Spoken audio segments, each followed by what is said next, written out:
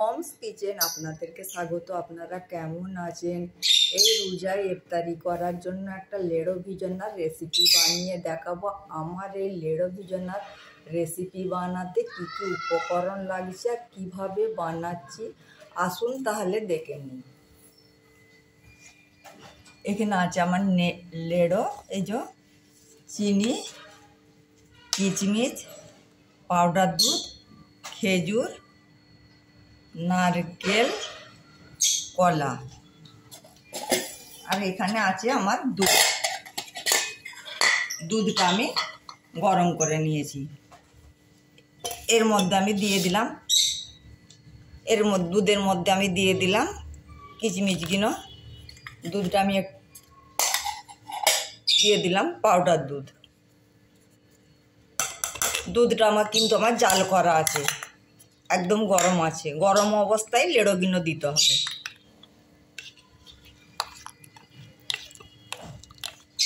এইভাবে আমি পাউডার দুধটা দিলাম। পাউডার দুধটা ভালো করে মিক্স করে নিই লিকুইড দুধের সঙ্গে। আমি গরুর দুধ দিয়েছি, আপনারা পারলে পুরি যে কোনো দুধ দিতে পারেন।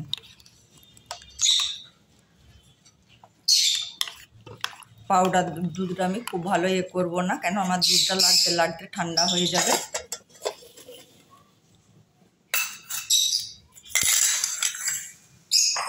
আমি কলা আর খেজুরগুলো হাতে করে একটু আমি ভেঙে দেবো।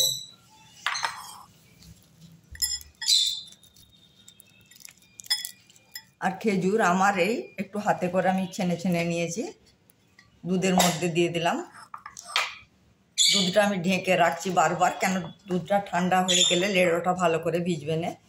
এর মধ্যে আমি চিনি দিয়ে দিলাম। চিনিটা আপনাদের পরিমাণ মতন দিবেন।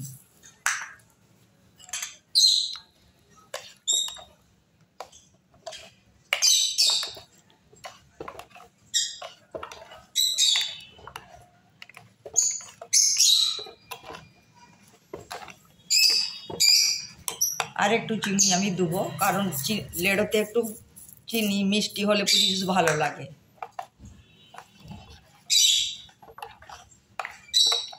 চিনিটা আমার গলে গিয়েছে। এর মধ্যে আমি লেড়োগুলো দিয়ে দিলাম।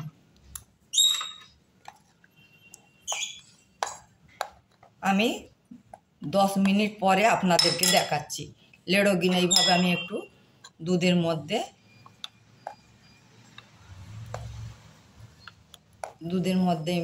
এইভাবে একটু ডুবিয়ে দেবো।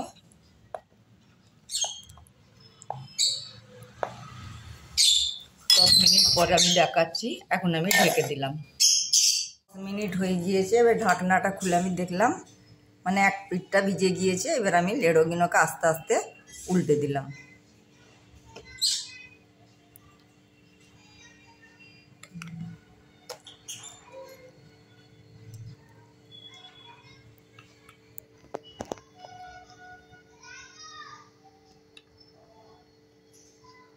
আরও আমি 10 মিনিটের জন্য আবার ঢেকে রেখে দিলাম। 10 মিনিট পরে আপনাদেরকে আবার দেখাচ্ছি। আবার 10 মিনিট হয়ে গিয়েছে। এবার আমি ঢাকনা খুলে আপনাদেরকে দেখাচ্ছি।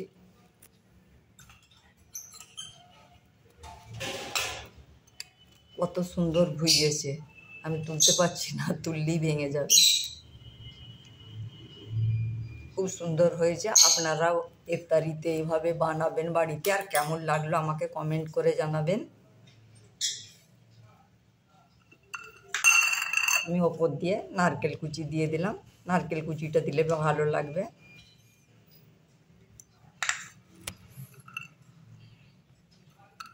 আমি ওপর দিয়ে একটু সাজিয়ে দিলাম দেখতে ভালো লাগার জন্য।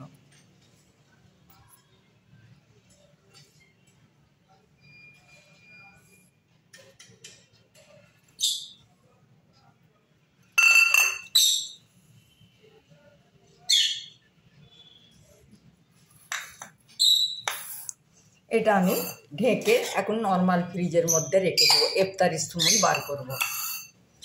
আমার ভিডিওটা যদি আপনাদেরকে ভালো লেগে থাকে আমাকে লাইক কমেন্ট শেয়ার করবেন, আর আমার চ্যানেলটা আপনারা সাবস্ক্রাইব করে দিবেন। তাতে আমার নতুন নতুন রেসিপিগুলো সহজেই আপনাদের কাছে পৌঁছে যাবে।